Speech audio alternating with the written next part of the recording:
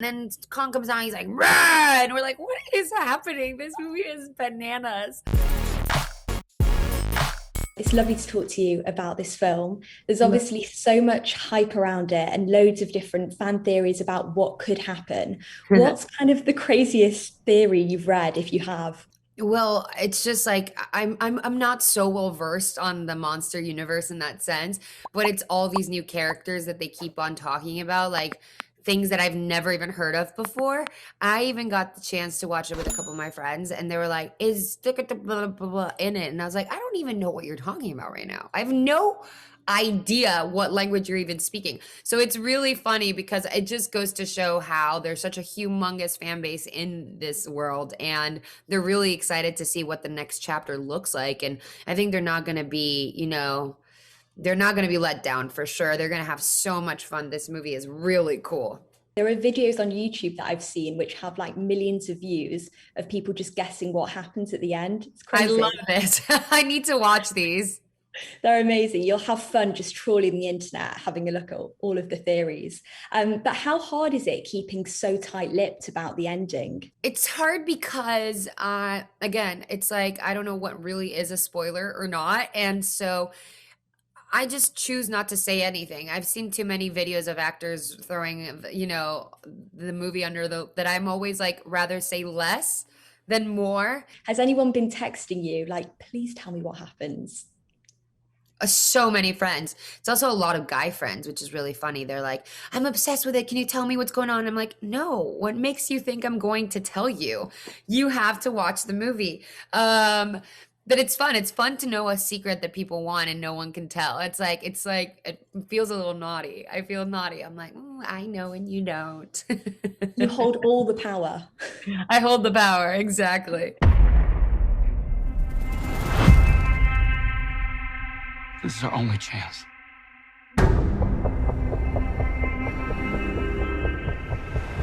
We have to take it. Godzilla and Kong are such iconic monsters. Who would you say is your Titan spirit animal? Oh, Kong, for sure. I'm more of a jungle, natural vibe girl. I'm kind of a hippie at heart. So I think Kong, and I love him in King Skull Island. I think he's Kong Skull Island. I think he's incredible in Kong Skull Island. And I love him in this movie. He's just so humanized and real. And I love the connection with the little girl. I think she's incredible in the movie. She's my favorite part of the movie. And, I just, but he's strong and stands up for what's right, and I really like that. And I actually like that about Godzilla too. He's always the good guy. So, um, it's a really hard question. I choose to be just me, I guess, because I'm not that cool as they are. I wasn't prepared for how emotional I'd get watching Kong. He really tugs at the heartstrings. Yeah, and that's something really cool to see because, a lot of people ask us like how it is to shoot a movie when you don't see the real character and how do you bring that performance to life? And that is really down to like the actor. And I mean, this is a lot on her, on the little girl on our side. And the way she performed was so beautiful. And I think the connection between them and the fact that we get to have an actress like her on our movie is really special and it humanizes us. And I think that they did such a beautiful job with the script in that sense because they bring a lot of sense of reality to this story. I was speaking to Rebecca earlier, and she told me that her mother-in-law has a crush on Kong, which I kind of love. That I is feel like very much exactly what I would think too, because I remember watching the original Kong and seeing that scene when he picks her up and like has her in his hand, and I kind of romanticize that as well growing up. I think that a lot of people do. It's kind of weird, but it's cool. I had a crush on Jack from The Nightmare Before Christmas growing up. That's weird too. I can so see that. Yes, You're it's not not alone. crazy. Yeah, yeah, You're okay. not alone. We need Kong. The world needs him to stop what's coming. When I interviewed Alexander Skarsgard, he was telling me that he loves a few drinks. Please tell me you and him had some drinks, had a bit of a Oh party. yeah, it was always him and I because Rebecca also, is like just had a baby, so she's being so. I mean, Rebecca was in world domination. She was a mom. She was an actress. She was about to start her feature, which is incredible, and we were just drinking. She was being super proactive and we were just drinking. But it was fun. I mean, Alexander can really party and he's proper Scandinavian and I love him. He's really fun and I get along with him and his friends too. So we lived in Hawaii and Australia and we had fun. Obviously, Godzilla and Kong aren't actually there as you're filming. What are you seeing instead? Is like the What do you director mean? They're making, there the I whole know, time. don't tell anyone.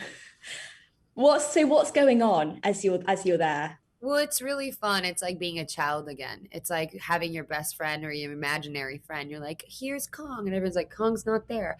But no one is saying that. Everyone's like, yeah, that's Kong. So it was fun. It was really cool because we got the chance to be kids again and the dream of the potential, what it's going to look like. And I think just seeing, I was terrified. You're always terrified when you do movies like this because you don't know. You're like on a limb. You're like, I'm acting against nothing, basically, a tennis ball or an X or whatever. And I don't know what it's going to look like. And I was really scared going in to see the final result, but then I was so satisfied. I loved the movie and I enjoyed it. And again, I felt like they did such a good job humanizing the characters. Rebecca did tell me that Adam, he didn't hold back. He was like making all these growling noises and everything. And she said it was really hard to film because she kept on laughing. We laughed so much. I mean, also, we get along so well. Like, Adam's the best and our DP's the best. And we would be on set. I remember when we're like wet in the boat and we're like flying around in the boat and we just couldn't stop laughing. We're all wet. You got to think like the director gets wet, the whole crew is wet. We're in the water. We're like, what's going on? And he's like, and then Kong comes out. He's like, rah! And we're like, what is happening? This movie is bananas. This is so fun. And Rebecca and I would be cackling the whole time.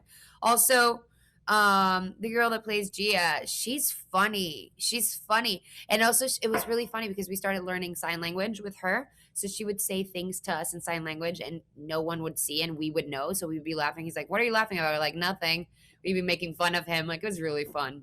Before you go, I've got to say, I am obsessed with you and Rosamund Pike and I care a lot. How is it being a queer icon? Because everyone just loving you. Oh, that's so sweet. I mean, I never look at myself if anything close to being an icon. I'm always like, I'm an imposter. What am I doing here? But I loved it. I love her. My beautiful wife. She's the best. My proper Brit, and I really enjoyed it. I love my British friends. Like, she's such a Brit. Like, she parties, she's fun, she's quirky, she's cool, she's such an actress. I enjoy that movie so much, and I'm so grateful that people are liking it. We had such a good time making it. And what I love about it as well, you can tell like the connection between you is so real, it's so authentic. And the fact that you're still calling each other wife, I love it. I have her on my phone as wifey. It's really funny. Like, I'll get a message and I'll be with friends and everyone's like, who is a wifey? I'm like, wifey. It's my wifey. You can never change that. You have to keep her saved as wifey forever. No, we're married forever. Wifey forever. And obviously everyone's been spending so much more time at home during the pandemic. Are there any shows you've been watching that you're now obsessed with?